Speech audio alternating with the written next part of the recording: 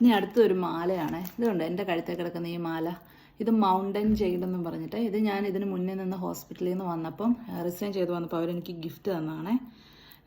Mountain jade എന്ന് പറഞ്ഞു. ഇവരിങ്ങനെ കാർവ് ചെയ്തെടുക്കുന്ന ഇത് സിൽവർ ആണെന്ന് തോന്നുന്നു, മറ്റേ സ്റ്റെർലിംഗ് സിൽവർ വല്ലതും ആയിരിക്കും. എൻ്റെ കളറൊന്നും പോയിട്ടില്ല.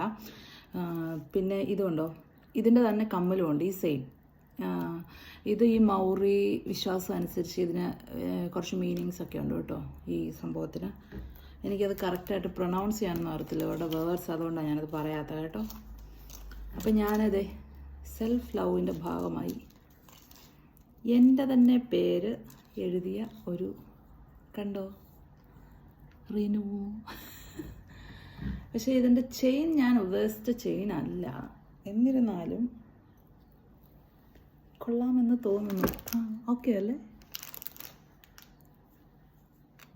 ഇതാണ് ഒരു അടുത്ത സാധനം. ഇങ്ങനത്തെ സാധനങ്ങളൊന്നും ഞാൻ അധികം വാങ്ങിക്കാറില്ല കേട്ടോ. എനിക്ക് അങ്ങനെ എപ്പോഴും മാറി മാറി ഇടണമെന്നൊന്നുമില്ല. ഇപ്പം എന്നാ പറയുന്നത്, വർഷമൊക്കെ തീരാൻ പോകല്ലേ, അപ്പോൾ അടുത്ത വർഷത്തേന് എന്തെങ്കിലും ഒരു വെറൈറ്റി വേണ്ടേ എന്ന് വിചാരിച്ച് ഞാൻ എടുത്താൽ നല്ലതല്ലേ. ഇനി അടുത്ത് ഞാൻ മേടിച്ചത് സിൽവറിൻ്റെ ഒരു വളയാണേ. ഈ സെയിം വള എൻ്റെ കല്യാണത്തിന് എൻ്റെ അനിയത്തി എനിക്ക് മേടിച്ച് തന്നായിരുന്നു. അപ്പം അത് എൻ്റെ കയ്യിലുണ്ട് ആക്ച്വലി. അത് നാട്ടിലിരിക്കുവാന്ന് തോന്നുന്നു. അപ്പം ഇതുണ്ടോ, അതിൻ്റെ ഈ ഒരു സാധനം വിട്ടുപോയായിരുന്നു.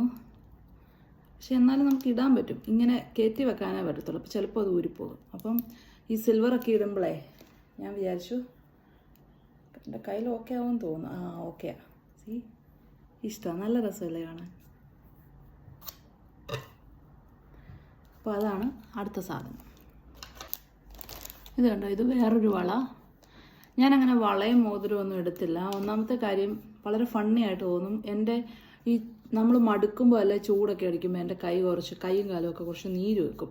അപ്പം ഈ മോതിരമൊക്കെ ഇട്ടാലുണ്ടല്ലോ അതങ്ങ് വീർത്ത് ഒരു പരുവാകും കേട്ടോ. ട്രാവൽ ചെയ്യുമ്പോഴുള്ള എൻ്റെ മെയിൻ പ്രശ്നമാണ് അത്, എൻ്റെ കൈയും കാലും നീര് വെക്കും. എനിക്ക് ഭയങ്കര മടുപ്പാണ്. അപ്പം ഇത് കണ്ടോ, ഇതൊരു കാന്തം പോലത്തെയാണേ. ഇതിൻ്റെ ഇങ്ങനെ സൈഡിൽ നിന്ന് തുറന്നിട്ട് നമ്മളിങ്ങനെ ടക്കേന്നും പറഞ്ഞ് വെക്കുക. അത് ചുമ്മാ ഇങ്ങനെ ഒരു സിൽവർ വള.